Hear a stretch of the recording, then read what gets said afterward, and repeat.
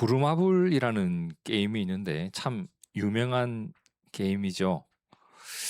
아마 여러분도 해본 적 있으시거나 잘 알고 계실 것 같은데 규칙은 간단합니다.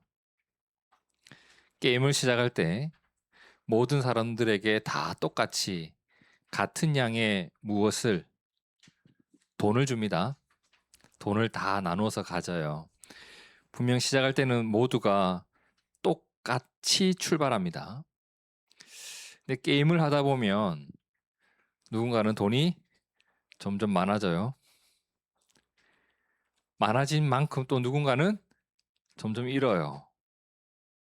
그렇잖아요. 그 안에서 돈은 돈인데. 그러다가 누군가가 가진 돈을 다 잃으면 어떻게 되죠?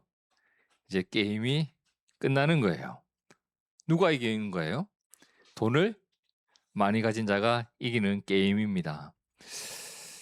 분명 시작할 때는 같은 모습으로 시작했는데 게임을 진행하다 보면 게임 속에서 여러 가지 이벤트가 일어나잖아요.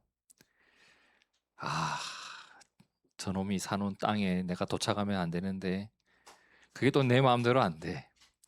꼭 호텔 지어놓은 땅에 멈추게 돼. 돈 다 뺏기죠.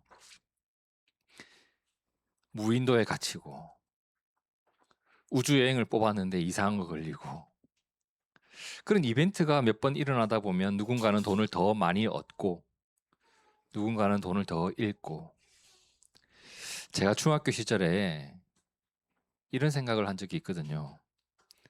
지금 생각해보면 철없는 아이의 마음 같고 세상 물정 참 모르는 어린 생각이라고 생각되는 부분인데 그런 생각을 했었습니다.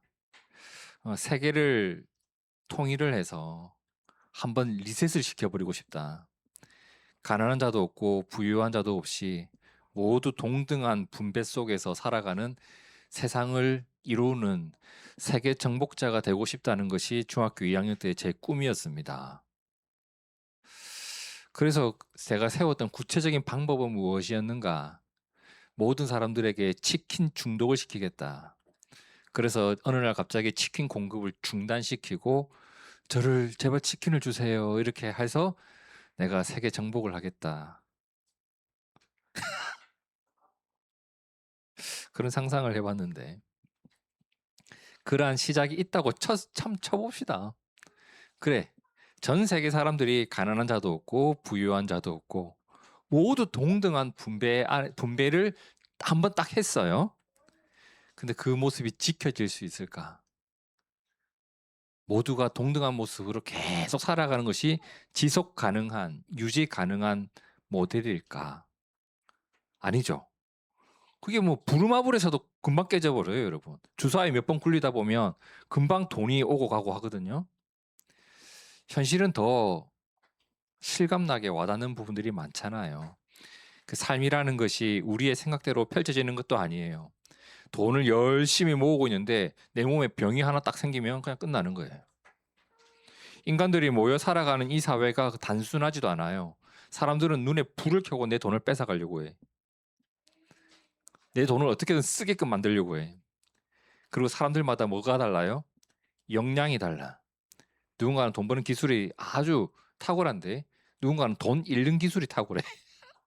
역량이 다 달라. 그럼 여기서 문제가 생긴단 말이에요. 부루마블은 누가 망해도 그냥 게임 끝내고 이제 정리하면 돼요. 근데 현실 속에서 내가 가진 것을 잃어버린 사람, 그러다가 가진 것이 점점 줄어가고 없어진 사람은 어떻게 살아가냐고. 현실은 게임이 아니잖아요. 어떻게 해야 되지? 제가 목회를 하다 보니까요. 부교육자 시절에 수입이 훨씬 많았거든요. 끊겼어, 수입이. 어떻게 살아가야 돼요? 죽어야 돼요? 어떻게 되는 거냐고. 성경에 보면요. 이스라엘 백성들이 모두 공평하게 재산을 딱 분배받고 시작! 새로운 출발을 했던 때가 있었습니다. 그게 언제였냐면 그들이 애굽에서 종살이 했었잖아요. 기억나시나요? 종살이 하다가 나와가지고 광야에서 시간을 보낸 후에 어디로 가요? 가나안 땅에 들어가요. 가나안 땅에 들어가서 제일 먼저 한 게 뭐예요? 그 땅을 정복하고 딱딱 분배를 해요. 12지파가 공평하게 땅을 분배하고 그리고 지파 안에서 가족별로 이렇게 땅을 분배줘요. 너는 여기는 여기까지, 너는 여기까지. 그리고 땅에 뭘 박았어요? 지게표를 땅 박았어요. 여기는 앞으로 대대로 우리 가문이 이어받을 땅이야. 우리가 살아갈 땅이야. 그냥 거기서 농사도 짓고 집도 짓고 이제 살아가는 땅이 생긴 거예요. 여호수아 14장 5절에 나오죠. 이스라엘 자손이 여호와께서 모세에게 명령하신 것과 같이 행하여 그 땅을 나눈 거예요. 아무도 재산이 없는 사람이 없어. 그죠? 시작은 그렇게 했는데 살다 보니까 어떤 사람은 사고가 나기도 하고 어떤 사람은 생각하지 못했던 어려움을 겪기도 하고 또 어떤 사람은 악한 사람을 만나서 사기를 당하기도 하고 손해를 보기도 하고 생각하지도 못했던 천재지변이 일어나기도 하고 근데 이런 일들이 쌓이고 쌓이다 보면 어떻게 돼요? 누군가에게 돈이 흘러가고 누군가는 돈을 잃어버리게 되고 돈을 가진 자가 어떻게 더 많은 돈을 벌까 고민하면서 또 다른 일을 벌리기도 하고 그러니까 가진 것을 잃는 자가 생겨나기도 하고 하나님께서 주셨던 그 땅, 너 절대 이건 버리면 안 돼. 절대 팔아서는 안 돼. 했던 그 땅조차도 잃어버리는 경우가 생겨난 거예요. 실제로. 어떻게 해야 되지? 땅까지 누군가에게 넘어가 버리면 이제 어떻게 해야 되나? 그래서 하나님께서 이스라엘 백성들에게 주셨던 아주 특별한 규정이 두 가지가 있어요. 하나는 혹시 누군가 땅을 잃게 되는 경우가 발생하더라도 희년이 되면 무조건 돌려줘야 된다. 이 희년이 있고 또 하나가 뭐가 있냐면 룻기 2장 19절을 보세요. 시어머니가 그에게 이르되 오늘 어디서 주었느냐 어디서 일을 하였느냐 너를 돌본 자에게 복이 있기를 원하노라. 룻이 누구에게서 일했는지를 시어머니에게 알게 합니다. 뭐라고 해요? 보아스입니다. 그때 나오미가 이런 말을 해요. 그가 살아있는 자와 죽은 자에게 은혜 베풀기를 그치지 아니하도다. 그 뒤에 같이 읽어봅니다. 시작. 또 그에게 이르되 그 사람은 우리와 가까우니 우리 기업을 물을 자 중에 하나이니라 하니라. 여러분 지금 이 말씀이 어느 배경 속에서 나온지는 이제 제가 설명하지 않고 여러분이 저에게 설명해 주실 수 있으시죠? 할 사람. 진짜 농담 아니고 상 준다. 깜짝 놀랄 상을 주겠다. 제가 한번 해보겠습니다. 있으신가요? 나오미는요. 여러분 성경을 한번 보세요. 나오미는 거의 여자 욥입니다. 그렇지 않나요? 이런 게 비슷해요. 흉년을 만나고 고향을 떠나 모압까지 갔는데 그곳에서 뭘 잃어요? 남편과 두 아들을 잃어요. 결국 나오미는 베들레헴으로 돌아오죠. 누구와 함께? 며느리 룻과 함께 돌아옵니다. 때마침 무엇을 하던 시기였죠? 보리 추수를 하던 시기였기 때문에 먹고 살아갈 것이 있었어요. 어떻게?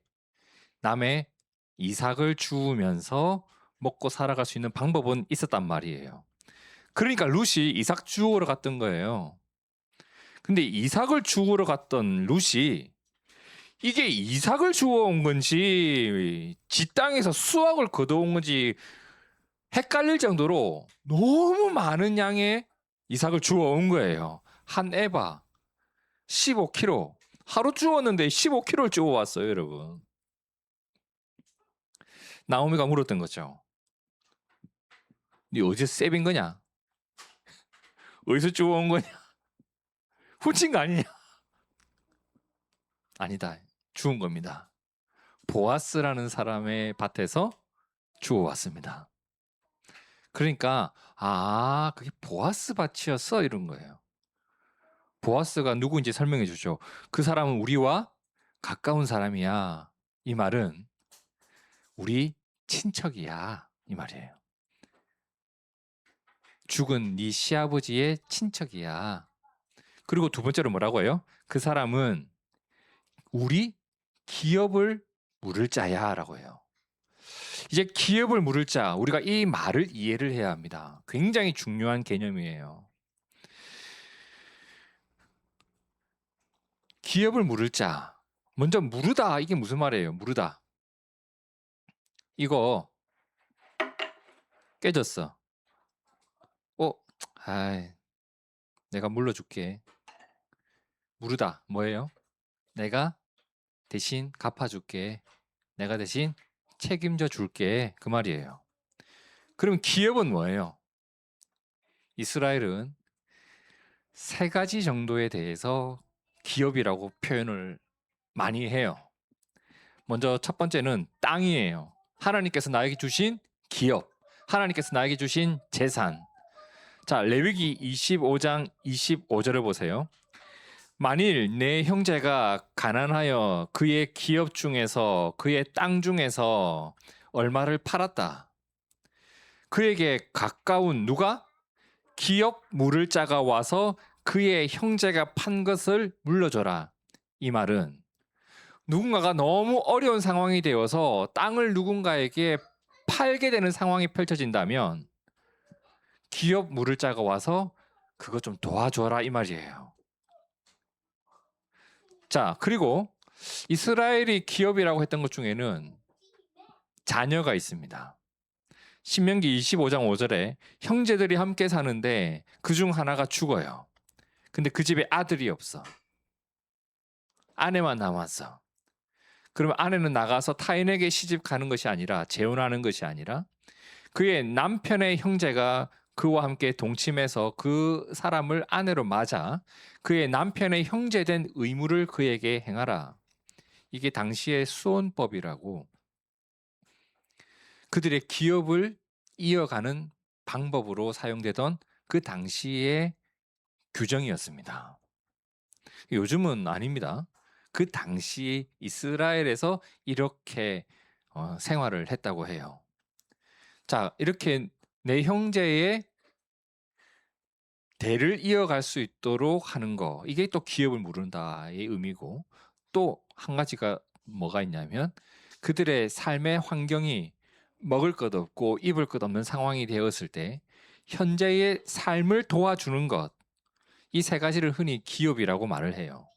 땅과 형제의 가문과 그리고 현재의 생활, 이것에 대해서 책임을 져주는 자를 뭐라고 하냐면 기업 물자라고 합니다.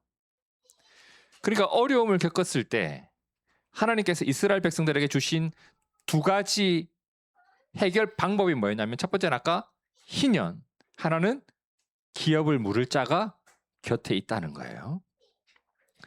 자, 그러면 누가 그 사람이 되어줘야 돼요? 기업을 물려주는 사람이 있다고 했는데 누가 그런 존재가 되어주냐고. 레위기 25장에 보니까 자, 그가 팔린 후에 그에게는 속량받을 권리가 있나니 누가? 그의 형제 중 하나가 그를 속량하거나 또는 그의 삼촌이나 그의 삼촌의 아들이 그를 속량하거나 그의 가족 중 그의 살부치 중에서 그를 속량할 것이요. 그가 부유하게 되면 스스로 속량하라라는 말이 나옵니다. 자, 여기 그의 형제. 은찬이가 힘들어지면 최희찬, 네가 기어 물을 자가 된다고. 아빠가 힘들어졌어. 그러면 저 부산에 있는 너희 작은 아버지가 기어 물을 자가 되는 거고, 작은 아버지가 아빠를 못 도와주면 이제 너희가 나를 도와줘야 되는 거야. 만일 없으면 그의 삼촌, 만일 삼촌도 없으면 삼촌의 아들, 너희들끼리 은우지호하고 너희 둘이 기업 물을 자가 된단 말이에요. 이렇게 기업 물을 자도 가장 가까운 데부터 시작해서 차근차근 넓혀가요. 그러면 여러분, 그럼 이렇게 너희들끼리 서로 기업을 물을 자가 되어라라고 했던 서로에 대한 책임을 지워 놓으셨던 하나님의 의도, 하나님의 바람은 무엇이었을까요? 한번 생각해 보세요. 하나님이 이러한 것을 아예 그분의 말씀으로 너희 이렇게 해라 라고 못을 박아 놓았던 이유가 뭐겠어요? 세상에는 어려움이 있을 수가 있다. 그런데 타인의 어려움에 대해서 외면하지 마. 그거 외면해도 되는 일이 아니야. 이 말 이해되시죠? 이 말 이해되시죠? 네가 어려울 때 네가 외면하면 안 된다는 거예요. 외면하는 게 우리 익숙한데 외면하면 안 된다는 거예요. 내가 그를 위해서 할 수 있는 일을 할 줄 아는 거 있잖아요, 여러분. 누군가가 무겁게 짐을 가지고 가고 있을 때 내가 손 하나 그대로 줄 줄 아는 거 말이에요. 이걸 해도 되고 안 해도 되는 게 아니라 가장 가까이 있는 기업 물을 자가 해야 하는 일입니다. 그렇게 살아가는 것이 뭐 대단히 특별하게 여겨지는 일이 아니라 자연스럽고 당연한 일로 받아들여지는 그런 사회를 만들어 가라고 하나님 주셨던 말씀이에요. 세상에 살다 보면 별의별 일 다 있거든요. 하지만 그 별의별 일이 다 일어나는 이 세상 한복판에서 누군가가 어려움 속에서도 여전히 살아갈 힘을 얻고 있는 그 사회를 만들어가는 것이 하나님의 말씀 속에 담겨 있는 의도였습니다.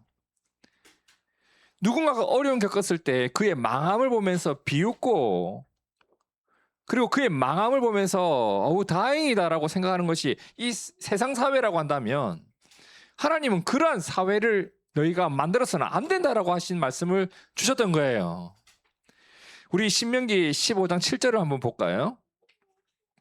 내 하나님 여호와께서 내게 주신 땅 어느 성읍에서든지 가난한 형제가 너와 함께 거주하거든 그 가난한 형제에게 내 마음을 완악하게 하지 말며 내 손을 움켜쥐지 말고 반드시 내 손을 그에게 펴서 어떻게? 반드시 내 손을 그에게 펴서 반드시 내 손을 그에게 펴서 그에게 필요한 쓸 것을 넉넉히 구워주라고 했습니다. 10절과 11절은 함께 볼까요? 시작. 너는 반드시 그에게 줄 것이요 줄 때에는 아끼는 마음을 품지 말 것이니라. 이로 말미암아 내 하나님 여호와께서 내가 하는 모든 일과 내 손이 닿는 모든 일에 내게 복을 주시리라. 땅에는 언제든지 가난한 자가 그치지 아니하겠으므로 내가 내게 명령하여 이르노니 너는 반드시 내 땅 안에 내 형제 중 곤란한 자와 궁핍한 자에게 내 손을 펼지니라. 그러니까 여러분 이게 있어야 될 일입니다. 일어나야 되는 일이에요. 우리가 다시 한번 생각해 봅시다. 누가 기업 물을 자입니까? 질문을 바꾸어 볼게요. 기업을 물을 자가 아닌 사람이 있나요? 우리 가운데? 모든 사람이 누군가의 기업 물을 자예요. 맞나요? 가까운 사람이니까. 그리고 기업을 물을 자가 나에게 없는 사람도 없어요. 전 제 아내가 제 기업을 다 물르고 있어요, 지금. 저희 두 아들이 기업 물고 있어요. 자, 나오미와 룻이 굉장한 어려움을 겪고 있어요. 지금 이삭 주우며 살아가요. 근데 누가 그 기업을 물러줘? 보아스가 물러준단 말이에요. 그러니까 나오미와 룻이 어떻게 해요? 죽지 않고 살 수가 있었다고요. 오늘 내가 누군가에게 삶의 곤고함을 덜어주는 건 말이에요. 돈으로만 하는 걸까요? 내가 누군가에게 기업 물을 자가 된다는 것이 돈으로만 가능한 걸까요?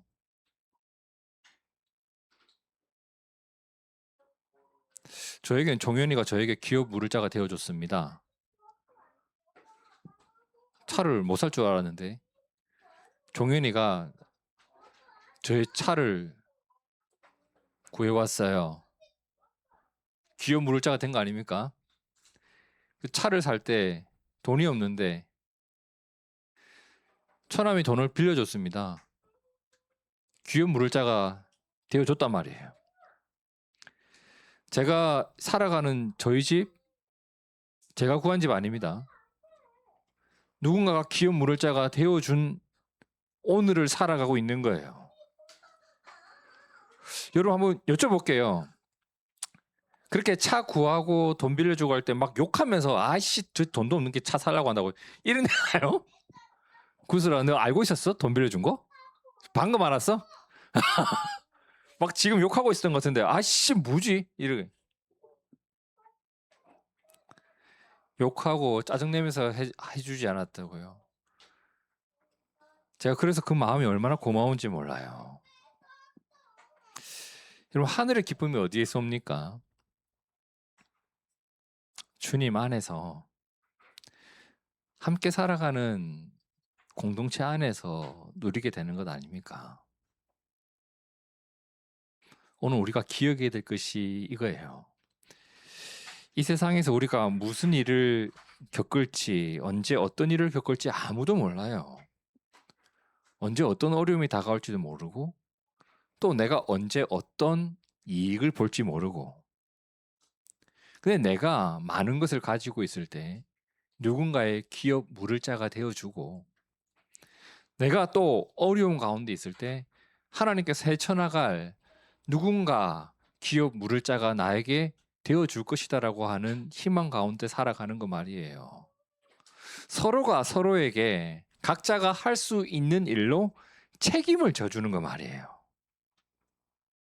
제가 여러분에게 기업 물을 자가 되는 부분은 이 부분입니다.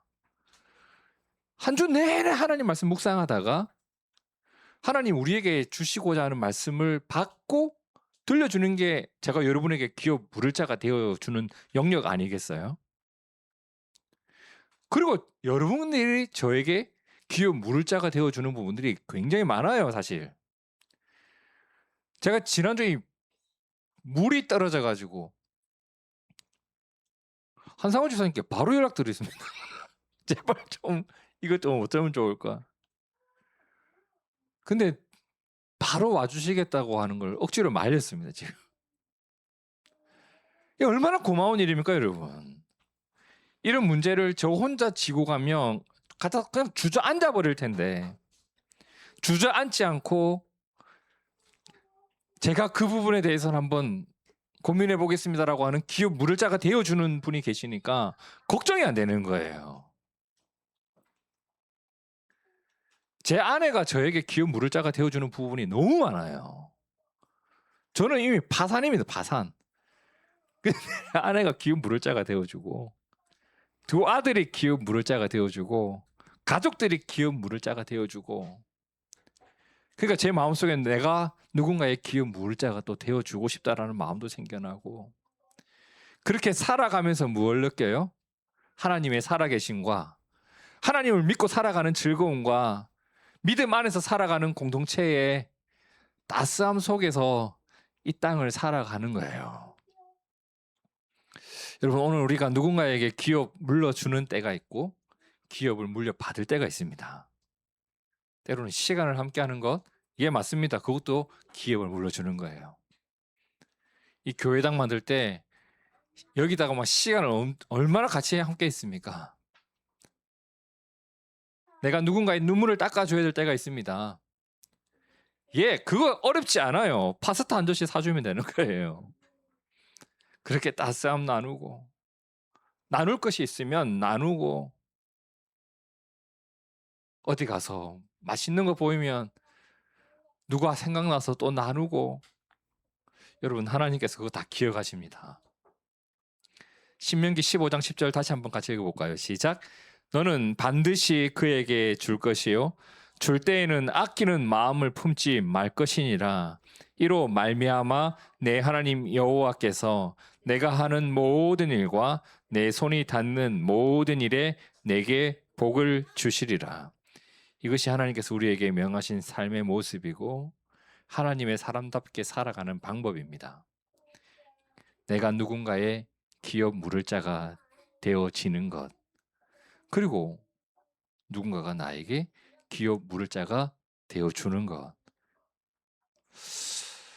마지막으로 갈라디아서 6장 2절을 함께 읽고 말씀을 마치고자 합니다. 함께 읽습니다. 시작. 너희가 짐을 서로 지라 그리하여 그리스도의 법을 성취하라. 아멘.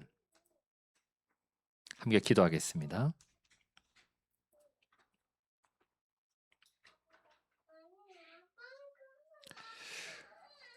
삶의 무거운 짐을 서로 지는 일을 통하여서 그리스도의 사랑의 법을 완성하는 우리 공동체가 되고 싶습니다. 그러한 일들이 일어나는 것이 서로에게 부담이 되고 나의 삶의 짐처럼 느껴지는 것이 아니라 예수님의 사랑 안에서 즐겁고 행복한 일이 되어지기를 원합니다. 서로가 서로에게 기업 물을 자가 되어주고 그리고 기업 물을 자가 되는 것이 어색한 일이 아니라 함께 하나님 나라를 세워가는 우리 가운데 펼쳐지는 아름다운 일반적인 모습이 되기를 원합니다. 주님, 우리 안에 믿음으로 행하여지는 사랑의 나눔이 펼쳐지게 하여 주시옵소서. 예수님 이름으로 기도드립니다. 아멘, 아멘.